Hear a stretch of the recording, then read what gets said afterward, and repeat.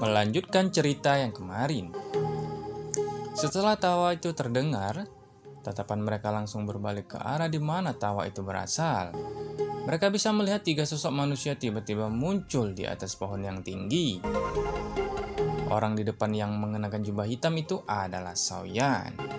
Ol Yinshan dan Mon Tianqing sedikit terkejut ketika mereka melihat sekelompok Xiaoyan. Ekspresi mereka segera menunjukkan perubahan yang sangat besar. Sesaat kemudian, Mon Tianqing akhirnya tertawa dan berkata, "Ini benar-benar Tuan Yan Xiu. Tidak disangka bahwa kamu telah melihat trik iblis Yinshan ini."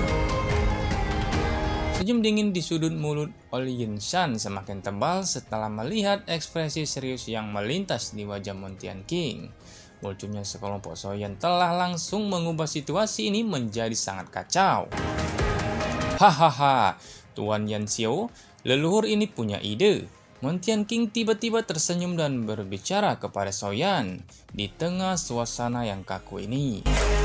Saat Xiaoyan berencana untuk menyetujui, suara sama-sama tiba-tiba bergema setelah dia berbicara. Sekte pemimpin Mo, jika kamu benar-benar ingin mencari seorang untuk bekerja sama, mengapa kamu perlu mencarinya? Bukankah lembah api iblis aku adalah pilihan yang lebih baik? Lebih dari 10 sinar cahaya bergegas dari langit utara. Orang-orang yang memimpin mereka secara mengejutkan adalah orang misterius berjubah abu-abu. Di belakangnya, elder pertama Fan Yan dan sesepuh dari lembah api iblis. Mata Xiaoyan tetap terkunci dengan kuat pada orang berjubah abu-abu itu. Sejenak dia berpikir, sekarang karena mereka sedekat ini, perasaan akrab dan gelap yang diberikan pihak lain sangat padat. Tawa lamat yang dipenuhi dengan niat membunuh diutarakan dari bawah jubah abu-abu itu. Wajah yang dipenuhi dengan tatapan buas tiba-tiba muncul ketika jubah abu-abu itu terbuka. Mata Xiaoyan gelap. Xiaoyan tiba-tiba menyusut ketika jubah abu-abu itu terbuka. Ini benar-benar kamu. Wajah yang muncul di depan Xiaoyan bukanlah yang tidak dikenalnya saat itu, di mana dialah yang secara pribadi mengakhiri hidup orang itu. Orang ini adalah murid pertama Yalao, yaitu Han Peng. Han Peng saat ini jelas muncul sedikit lebih tua dibandingkan saat itu. Diceritakan bahwa tubuh Han Peng telah diganti oleh Hall of Soul. Dengan cara Han Peng harus merelakan api surgawinya. Namun tubuh itu paling memungkinkan dia hidup selama 10 tahun. Setelah itu tubuh fisik akan terpecah secara otomatis. Tatapan Xiaoyan samar-samar menyapu Han Peng saat dia dingin tertawa. Tidak disangka bahwa seorang pengkhianat sebenarnya masih hidup. Bagian dalam tubuh kamu tidak lagi memiliki aura orang tua itu.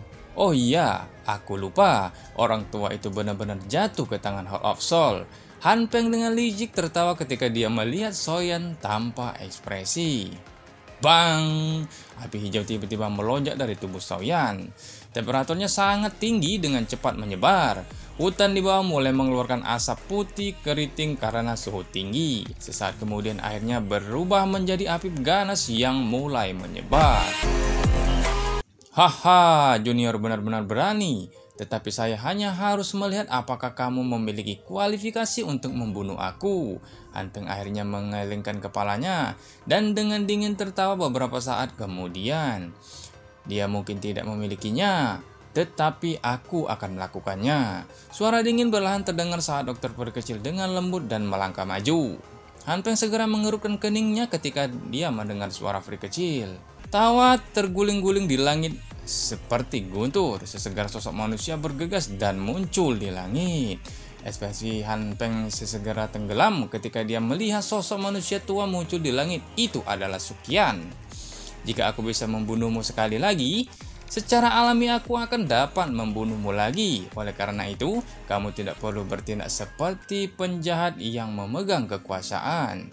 Xiaoyan melirik Han Peng dan Suqian sebelum tertawa dengan cemooh. Tiba-tiba, Kaki Ol Yin San dengan keras menginjak tanah. Lebih dari 10 air mancur kokoh dengan ukuran lebih dari 10 kaki melonjak keluar dari Cole. Ol Yin San baru saja akan lari ketika sosok manusia muncul di depannya dengan cara yang aneh. Angin telapak tangan yang panas datang dengan keras menghantam Yin San. Bang! Dalam ketergesahan, Ol Yin San juga mulai buru-buru mengayunkan tinjunya untuk melawan angin. Dua angin kuat bertemu di langit, ledakan yang mengatakan jiwa-jiwa tiba-tiba terdengar. Ledakan liar dan liar menyapu langit, meniup seluruh hutan sampai memancarkan suara berderit. Tatapan Ol Yin San perlahan-lahan bergeser. Dia bisa melihat bahwa ada 3 dozong, yaitu Montian King, Sukian, dan Dr. Free kecil. Sudah mengepung dan menjebaknya. Semua jalur mundur Ol Yin San dihadapkan dengan 4 elit dozong. Bahkan Ol Yin San hanya bisa merasakan semacam ketidakberdayaan.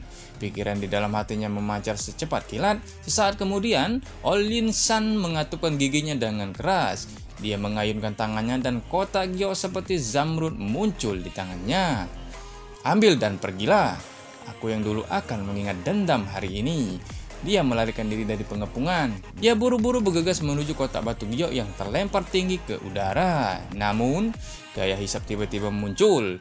Ketika dia hendak bergerak, menyebabkan kotak giok terbang. Akhirnya itu mendarat di tangan seorang pria muda berjubah hitam. Dengan ekspresi agak ragu-ragu di depan banyak tatapan mata yang marah.